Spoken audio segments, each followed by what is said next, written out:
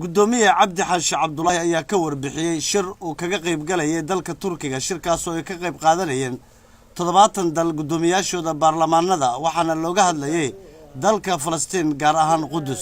shirkaas wuxuu ahaa shir aad iyo aad u ballaaran oo waxa laga hadlayay ee la sameynayay ahayd shucuubta Falastiin in la taageero oo adduunku uu taageero oo arrintii gaar ahaan Trump ee ahayd Qudus waa caasimadda Israa'iil arrintaasi caalamku way taabatay markaas baarlamaanada adduunku inay arrintaa ay ka hortagaan oo lagu taageero shicibka Falastiin Qudusna inay tahay caasimaddii Falastiin.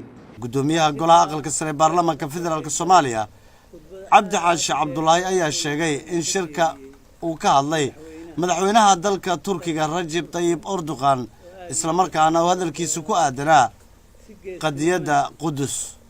waxaa shirka furay oo ka soo qayb galay khudbad aad u dheer oo u qiimo badanna ka jeediyay madaxweynaha dalka Turkiga oo aad iyo aad arrintaa ugu dheeraaday si geesinimo leh oo aan gabasho lahayna arrintaasi u difaacay.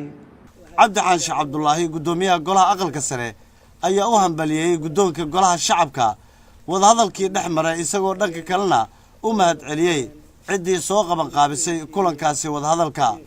waxay soo gaadhay war oranaya halka gudoonkii golaha shacabku way kulmeen way isu tageen way wada hadleen waxayna ku heshiiyeen inay khilaafka jira xal ka gaadhaan oo dhameeyaan. waan ku hambaliyeynayaa iyaga iyo xubnaha golaha shacabka ee arrintaas qabanqaabiyey iyo cid kasta oo la qabanqaabisay waxaan leeyahay hambaliyo.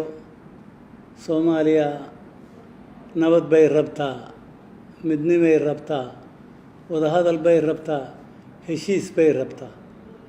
shirka madaxda baarlamaanada ee ka dhacay dalka Turkiga 15 ilaa 16 bishan ayaa laga soo saaray qodobo ku aadan inaan laga tanaasulin dhulka Falastiin lana difaaco qadiyadooda.